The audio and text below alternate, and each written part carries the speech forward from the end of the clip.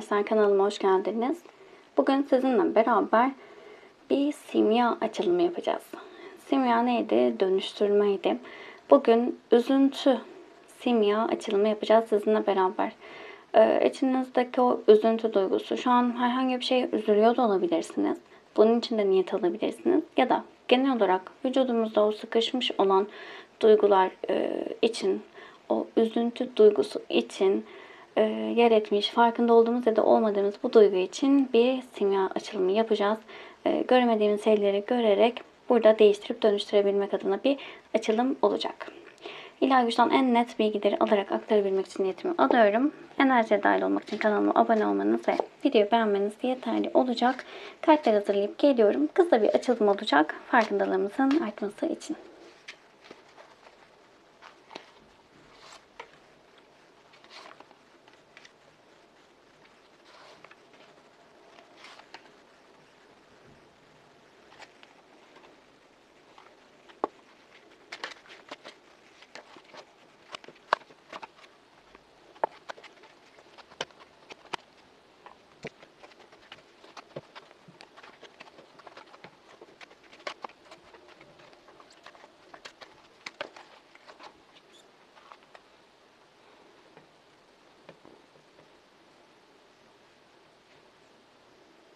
Evet, kartlar hazır. Bütün hayrın olsun.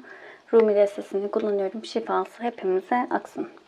Öncelikle nasıl bir üzüntü yaşıyoruz ve onu anlamak için neye ihtiyacımız var? Bakalım hemen. Mezar, usta, ebediyet, evet, özlem ve arzulama. Şimdi öncelikle birçoğumuz için bu üzüntü sebebi geçmişten gelen bir etki olabilir. Atalarımızdan gelen, geçmiş yaşamlarımızdan gelen uzun soluklu, çok uzun bir zaman dilimi için, zaman diliminde gerçekleşmiş bir durum olabilir. Atasal bir durum olma ihtimali çok çok yüksek. Bunun yanı sıra farklı bir durum olarak bakarsak da bitişlerle ilgili bazı durumlar olabilir. Şimdi değnek süvahisine geldiğimizde, değnek süvahisi, değnek şövalyesi bize arzuyla hızlanan durumlardan ve sabırsızlıktan bahseder.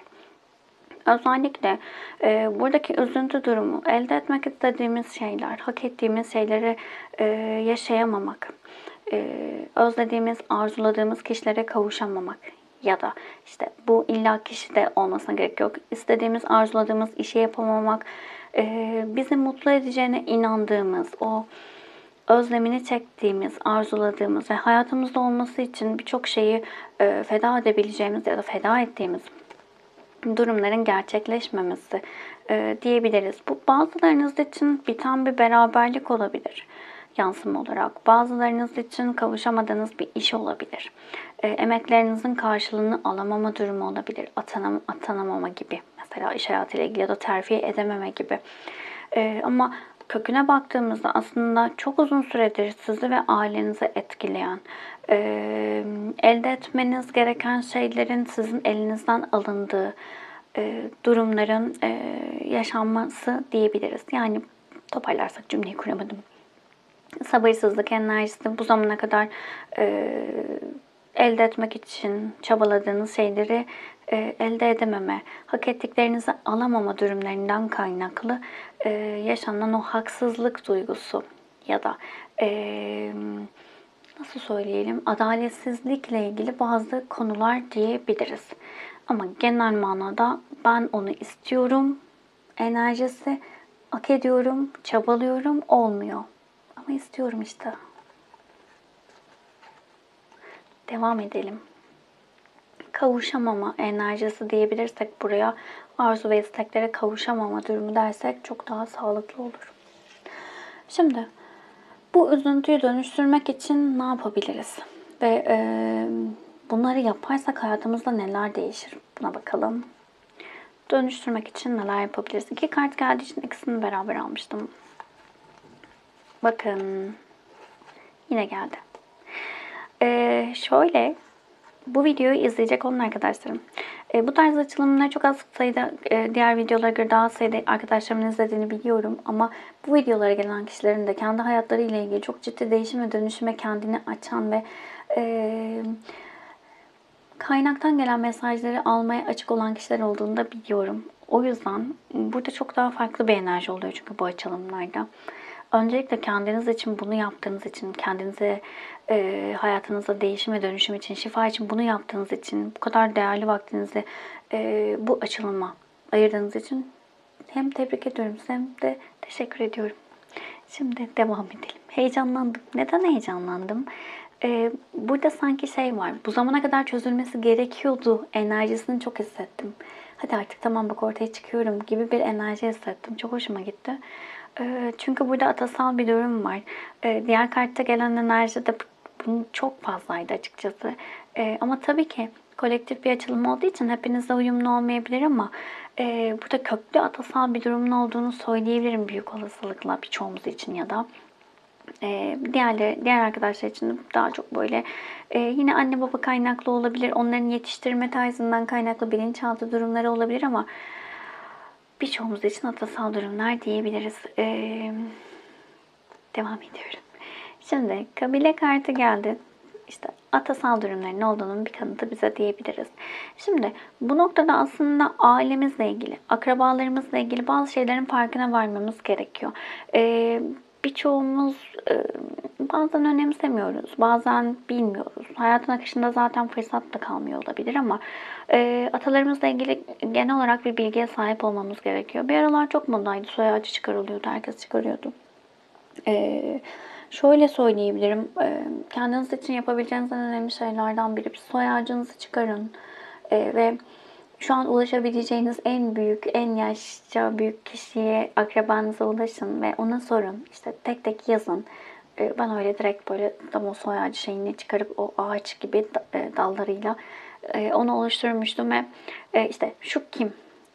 Bilebildiği yere kadar o kişinin işte şu kim, işte bu ne oldu, işte evlendi mi, işte o onun eşi, bu bunun işte bilmem nesi çocuğu, işte bu nasıl vefat etti, işte normal öldü, bazıları intihar olabiliyor, kaza olabiliyor, gibi gibi bir sürü şey olabiliyor. Nasıl vefat ettiklerini, nasıl bir yaşamları olduğunu, çok böyle özel bir şeyleri olup olmadığını, işte aa bak bu iflas etmişti, bu işte birini çok sevmişti ama kavuşamamıştı, bir daha da evlenemedik gibi gibi böyle özel olayları dikkat etmenizde, özel olaylara dikkat etmenizde fayda var.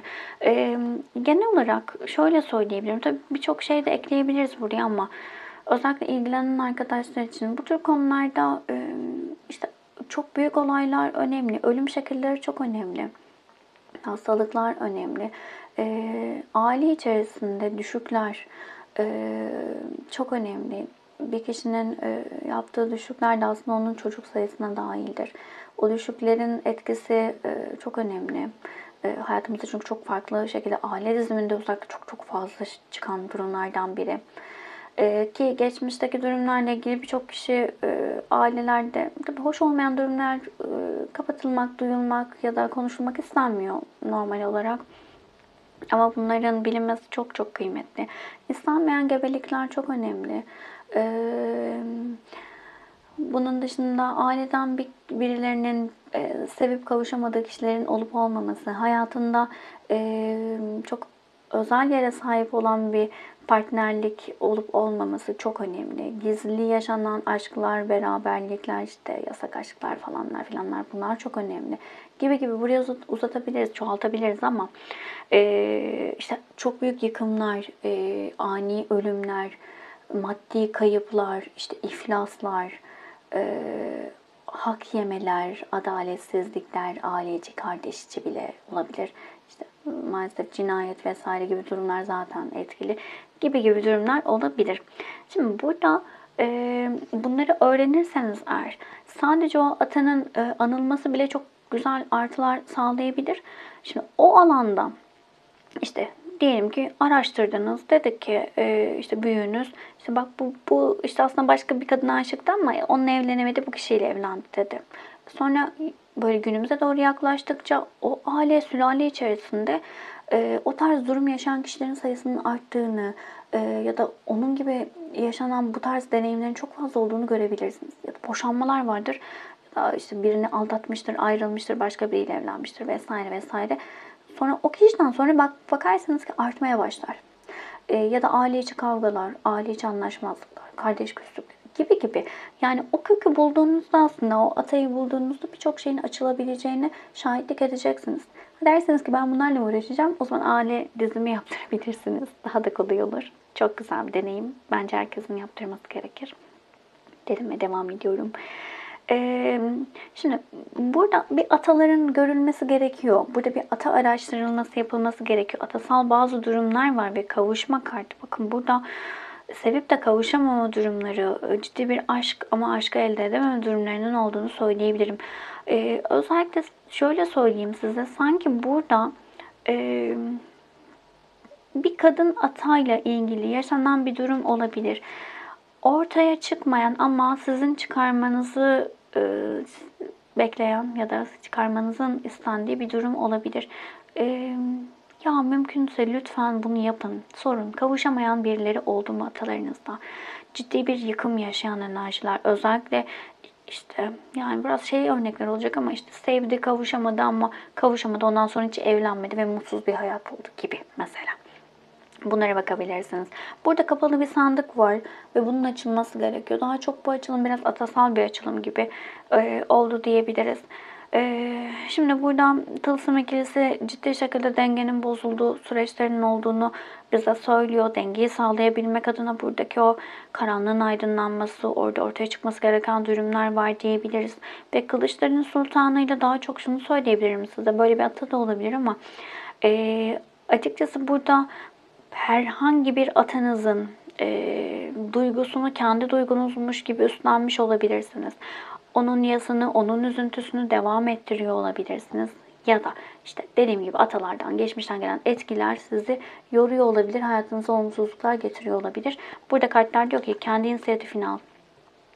İşte aile diziminde ya da herhangi bir çalışmada ne yaparız? Hayır, ben nokta nokta değilim. Ya da atayla bir çalışma yapıyorsak seni kabul ediyorum, varlığını kabul ediyorum. Senden gelen enerjileri bu zamana kadar üzerimde taşıdım, bu deneyimi yaşadım. Sana teşekkür ediyorum ve bu duyguları, düşünceleri, sana ait olanları sana iade ediyorum deriz mesela. Çünkü ben demeye başlarız. Burada ben demeniz gerektiğini söyleyen bir söylendiği bir durum var diyebilirim. Bu şekilde dengeye geleceğinizi söyleyebiliriz. Şimdi farklı bir durum olarak ya ben atalara falan inanmıyorum, böyle atalardan işte aktarılmaz vesaire diyorsanız eğer burada şöyle söyleyebiliriz. Burada genel olarak ciddi bir yıkımın içerisinden geçmiş olabilirsiniz. Kendi kalbinizi kapatmış olabilirsiniz. Ailelerin istemediği bir partneriniz olmuş olabilir. İşte ırk farklılığı olabilir. Yani istenmeyen, birbirinize uyumlu olmadığınız bir kişiyle bir arkadaşlık ya da bir evlilik yapmak istemiş olabilirsiniz ama önüne engeller çıkmış olabilir. Ve burada kavuşamama enerjisi olduğunu kabul edip artık bu yıkımla, bu üzüntüyle, bu yaşanılan sıkıntılı süreçle beraber kapattığınız bütün duygularınızı, kalbinizde, güven duygunuz vesaire artık her neyse o kapatılan duygu, kendinizi kapattığınız o yaşama kapatma durumunu ortadan kaldırmanız gerekiyor ve diyor ki sistem artık dengeye gelmen gerekiyor. Artık seçim yapman gerekiyor. Hak ettiğin hayatı yaşamak için harekete geçmen gerekiyor. Dengeye gelmen gerekiyor. Ve Kılıçların Sultanı ile beraber Kılıçların Sultanı artık o kendi özgürlüğünü seçme enerjisindedir. O bağımlılıklardan kurtulmaktır. İşte kendinizi o geçmişte tutma bağımlılığından kurtulmanız gerektiğine dair bir mesaj veriyor diyebiliriz. Devam edelim. Bu süreç sonucunda elde edeceğiniz bilgelik ne olacak, neyi görmeniz gerekiyor dediğimizde sabır, aşık, teklif, yalnız kalma ihtiyacı, iletişim. Sabırla sınanıyor olabilirsiniz. Değneklerin sultanı. Değneklerin sultanı bize kendini kaptırdığın güzel olaylardan ve bağımsızlıktan, özgür olmaktan, inisiyatif almaktan bahseder. Ve Rumi der ki ben bir çiçek gibiyim, bir dizi inci yelkenimdir. Ben çok kıymetliyim der. Şimdi buradan elde edeceğiniz bilgelik ne dediğimizde Şimdi öncelikle sabretme ile ilgili konularda netleşmeniz gerekiyor diyebilirim. Sabrettiğiniz konu ne? Şimdi bu sabrettiğiniz şey görünürde böyle sabrediyorsunuz ama içten içe istekleriniz, arzularınız için çabalıyor musunuz? Bunu yapıyorsanız eğer evet doğru zamanı beklemek için sabretmek doğrudur. Ama burada harekete geçmenize engel olan bir durumsa burayı güzel değerlendirmeniz gerekiyor diyebilirim. Burada özellikle kendinizi kapattığınız konularla ilgili, kendinizi çıkmazda hissettiğiniz, ya tamam artık her şey bitti, ben sevilmem, işte bana ilgi duyulmaz, bana gelinmez ya da ben isteklerimi elde edemem dediğiniz bir durum varsa, daha çok böyle kendinizi tek başınıza olmaya itiyorsanız, yalnız kalmakla ilgili bir durumunuz varsa, işte hep yalnız kalıyorsanız, yalnız kalmak zorunda olduğunuza dair bir inancınız varsa, burada açıkçası kendinizi açtığınızda, kalbinizi açtığınızda, gerçekleri görmeye başladığınızda, ben demeye başladığınızda, etrafınızda birçok teklifin olduğunu, birçok fırsatın size geldiğinin farkına varacaksınız. Burada birazcık sabretmeyi, gözünü kapatma gibi algılamış olabilirsiniz. Kendi değerinizin farkında olmayabilirsiniz. Ama bu süreçle beraber, yaşadığınız olaylarla beraber, görmeniz gereken şeylerle beraber, oradaki o kilidi açtığınızda, yani şöyle başkalarının yaşadığı o kavuşamama durumunu yaşamak zorunda olmadığınızı, başkalarının sorumluluğunu üstünüze almak zorunda kalmadığınızı fark ettiğinizde ve çıkarım yok gibi düşüncelerdeyseniz eğer, ben böyle geldim, böyle gidiyorum gibi düşüncelerdeyseniz eğer, aslında sistemin her zaman size farklı teklifler, farklı olanaklar sunduğunu görmeniz gerektiğini söyleyebiliriz. Ama en başta buradaki bilgelik ben demek, ne kadar değerliyim ben dediğiniz bir enerji ortaya çıkaracak. Umarım karışık anlatmamışımdır. Şimdi bu deneyimin ardından sizi beklemekte olan mutluluk ne?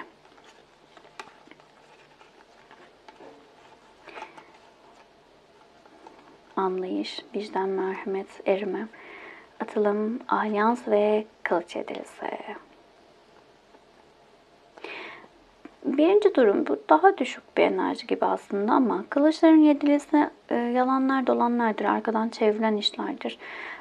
Bu tür durumlarla ilgili birinci anlam olarak bu tür durumlarda işte evlilik, beraberlik, bakın erime kartı da evlilikten bahseder bize. Alyans kartı da geldi. İşte evlilik, beraberliklerle ilgili hep kandırılabileceğinize, vicdanınızın, merhametinizin kullanılacağına dair bir inancınız olabilir. Bu inançtan kurtulacak olabilirsiniz. Bu inancı kıracak olabilirsiniz atılım kartıyla ve anlayış kartıyla beraber. Böyle olmadığını anlayacak olabilirsiniz. Mesela diyelim ki atalarınızdan biri evlilik vaadiyle kandırılmıştır mesela. Siz de bu tarz olayları da çekiyor olabilirsiniz hayatınızda. Bakın buradan bu çıkarımları çok rahat yapabilirsiniz. Hayatınızda sürekli güvenilmeyecek insanları çekiyorsanız eğer bu oradan gelen bir enerji olabilir gibi. Farklı bir durum olarak da kılıç yedilisiyle şunu söyleyebilirim. Kılıçların yedilisi dediğim gibi arkadan çevrilen işlerdir, kandırılmaktır, yalan dolandır. Bunun yanı sıra açık bir görüşmeden, konuşmadan kaçmaktır. Kendini kapatmaktır, göstermemektir bir bakıma. Duygularını göstermemektir. Şimdi bu noktada artık bu bilgelikle beraber artık evliliğe, beraberliklere, duyguları göstermenin yanlış olmadığına dair, duygularınızı gösterseniz de vicdanınızın, merhametinizin kullanılmayacağına, iyi enerjilerde kalabileceğinize dair bir sonuç elde edecek olabilirsiniz. Burada tüm inançlarınızı, kendinizi kapatma durumlarınızı ortadan kaldıracaksınız. Ancak burada şunu söyleyeceğim. Anlayışınızın ve bilgeliğinizin arttığı bir süreç olacak. Bakın açılımın başından itibaren bir kavuşamama enerjisi var. Evet açılımımız bir aşk açılımı değil. Ama üzüntü açılımı. Bu üzüntünün altındaki durumları algılayabilme açılımı. Birçoğunuz şunu söyleyecek olabilir. Ya ben aşk hayatımda hiçbir sorun yaşamıyorum. Ben sadece genel olarak bu açılımı dinledim diyen arkadaşlarım da. Buradaki o geçmişten gelen, atalardan gelen böyle bir aktarım varsa bu aktarım sizin hem ikili ilişkilerinizde farkında olun ya da olmayın. Hem de hayatınızın birçok alanına etki ediyor olabilir. Mesela burada işte kandırılıp yarı yolda bırakılmış bir ataysa bu kavuşamama durumu bunun duygusunu yaşıyorsa, bununla ilgili bir durum varsa bu sizin bilinçaltınıza güven duygusu olarak aktarılmış olabilir. Güvenle ilgili birçok sınavmadan geçiyor olabilirsiniz. Belki ikili ilişkilerde değil ama iş hayatınızda kandırılıyor olabilirsiniz. Zorlukların içerisinden geçiyor olabilirsiniz gibi düşünebilirsiniz. Burada genel manada bir kavuşamama enerjisi ve birazcık aldatılma gibi bir durum olma ihtimali çok çok yüksek. Evlilik, beraberlik ve güvenle ilgili konulardan kaynaklı bu üzüntü duygusunun olduğunu söyleyebiliriz. Ama bu enerjilerle beraber buradaki o atalarınızı araştırmak, anlamak, farkına varabilmekle beraber çok güzel enerjilerin aktif olacağı ve artık açık konuşmalardan kaçmayacağınız, güvenle ilgili ya da aldatılma, kandırılma ile ilgili korkularınız olmadan sağlam beraberliklerin içerisinde olabileceğiniz mesajı veriyor bize. Bakalım şamanlar ne diyor? Şaman kartının mesajı. İmgelem arayışı geldi. Hemen mesajını iletelim. Düz geldiği için davet mesajını veriyor bize ve doğada, diyor ki doğada yalnız başına zaman geçirebileceğiniz bir alan bulun. Şehirde yaşıyorsanız parkta yürüyüşe çıkın. Kırsalda yaşıyorsanız dışarıda tefekküre daldığınızdan emin olun. Kanepeden kalkın, masanızdan uzaklaşın, dışarıya çıkın. Yüce ruh kendilerine yardım edenlere yardım eder. Bu yüzden niyetinizi belirleyin ve doğadan hayatınız için rehberlik edecek bir imgelem isteyin dedi. Öz bilgisi de imgelem arayışında korkunuzla yüzleşip faniliğinizle kucaklaşıyor. Sonra yüce ruhla yüz yüze görüşüyorsunuz. Kendinizi ruhsuz hissettiğimizde imgelem arayışı yeni bir bakış açısı getirebilir. Noksanlarımızı, potansiyelimizi ve hayatın bize sunduğu fırsatları fark ederiz. Yeni bir kapı ya da hayatınızda yeni bir sayfa açacak anahtarı bulana kadar imgelem arayışını sürdürmeliyiz dedi. Çıkın en büyük akrabanıza gidin ve sorun. Bu tarz durum yaşayan kişiler var mı? Harekete geçme enerjisi var. Harekete geçmeniz gerektiği ile ilgili çok fazla sabır ve hareketsizlikte kalmış olabilirsiniz. İyi değerlendirmeler yaparak enerjinizi artırabilirsiniz. Ama bu videoya denk geldiyseniz ve benim içimde şu an bu enerji çok çok arttıysa atasal durumlara bakmanızda çok çok fayda var diyebilirim. Hepsiyle uyumlanamayabilirsiniz. İçerisinden mesajlar almaya odaklanın lütfen. Hepimize şifa olsun. Teşekkür ederim vakit ayırdığınız için. Başka videolarda görüşmek üzere. Hoşçakalın.